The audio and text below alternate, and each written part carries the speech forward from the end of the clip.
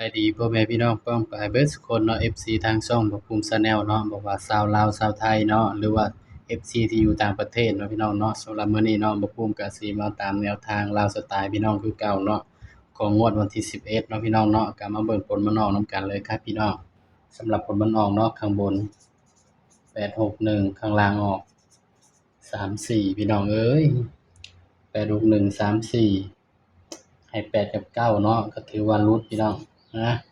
ก็ต้องขอโทษขออภัย FC เนาะพี่น้องเนาะตัวเลขก็มีเข้าแล้วก็มีหลุดเนาะพี่น้องเนาะ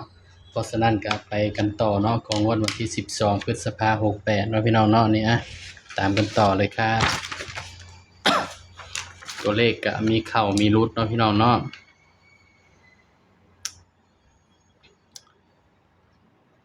996งวดก่อนเนาะ996 14 9 1 2 7 8 9 0 15 24 6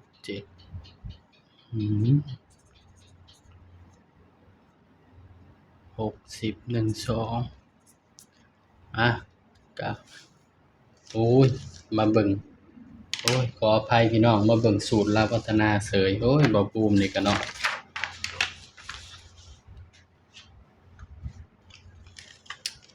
มัวแต่คิดบัดลืมเบิ่งกระดานพี่น้องเอ้ยใต้ๆแบบว่าเป็นของลาวพัฒนาพี่น้องวันที่12เนาะ12พฤษภาคม68สำหรับหวยลาวสตาร์เด้อพี่น้องเด้อสำหรับมื้อนี้ก็หลุดเนาะก็ต้องขอโทษขออภัย FC หลายๆเนาะพี่น้องเนาะว่าตัวเลขก็มีเข้าแล้วก็มีหลุดเนาะพี่น้องเนาะเข้า2งวดหลุดงวดหนึ่งประมาณนี้นะพี่น้องเข้า3งวดหลุดงวดหนึ่งแต่ก็บ่เคยหลุดหลายงวดเนาะพี่น้องเนาะเต็มที่ก็งวดเดียวแล้วมันก็กลับมาคือเก่าเนาะพี่น้องเนาะสำหรับลาวสตาร์เฮาก็ได้ก็บ่เคยหลุดแบบว่า3งวด4งวดติดเนาะพี่น้องเนาะอาจสิหลุดงวดเดียวแล้วก็กลับมาในเดือนหนึ่งก็สิหลุดอยู่ประมาณสัก3งวดพี่น้องเอ้ยสำหรับลาวสตาร์เนาะก็ไปตามกันต่อเนาะของงวดวันที่12พี่น้องมาเบิ่งนำกันเนาะว่าภูมิใจเด่นตัวใด3 4 8 6 1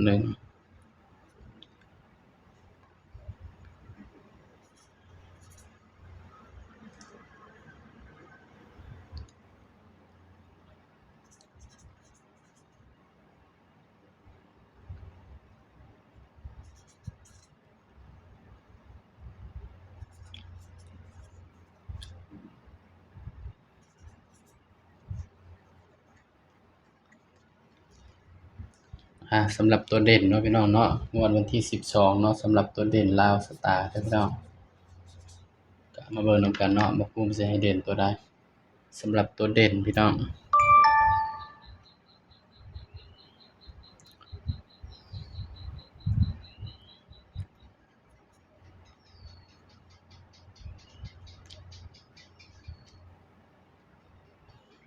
สำหรับตัวเด่นเนาะพี่น้องเนาะมาภูมิให้เด่นไปที่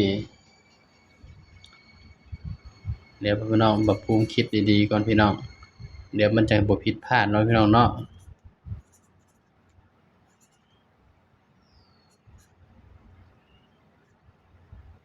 สำหรับเด่นเนาะให้เด่นไปที่2กับ3เนาะพี่น้องเนาะหรือว่า0บ่พี่น้องก็ให้เด่น2กับ3เนาะพี่น้องเนาะสำหรับลาวสตาร์เฮาเนาะของงวดวันที่12พฤษภาคม68เนาะให้เด่น2กับ3เด้อพี่น้องเด้อนี่เนาะบัดนี้ก็มาจับคู่เนาะมาภูมิแล้วพี่น้อง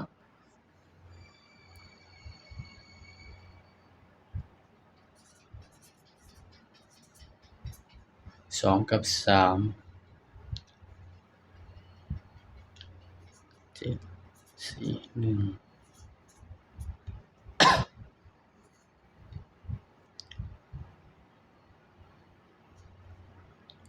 15ได้6 6บวก3ได้9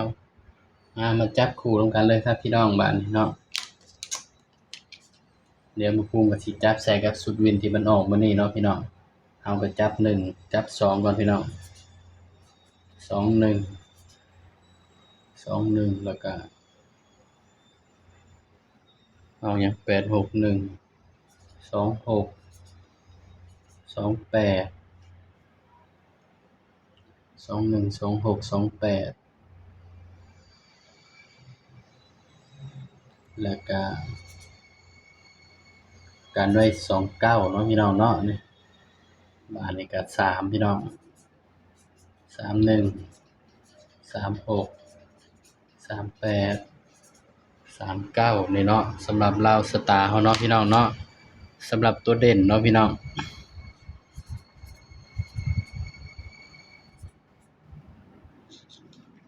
สำหรับเด่นเนาะบักปุ้งก็ให้เด่นเป็นที่2เด้อพี่น้องเด้อ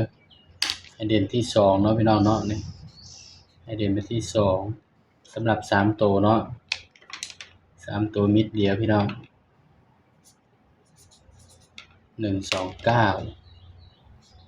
ย้ำว่าตัวเลขก็เป็นเพียงแนวทางเด้อครับพี่น้องเด้อตัวเลขมีเข้าแล้วก็มีหลุดเนาะพี่น้องเนาะถ้าว่าชื่นชอบแนวทางบ่าวภูมิก็อย่าลืมฝากกดไลค์กดแชร์กดติดตามช่องบ่าวภูมิ Channel นี่เด้อพี่น้องเด้อ สำหรับคลิปนี้เนาะบ่าวภูมิก็ฝากพี่น้องเพียงส่ำนี้เนาะพี่น้องเนาะสบายดีครับ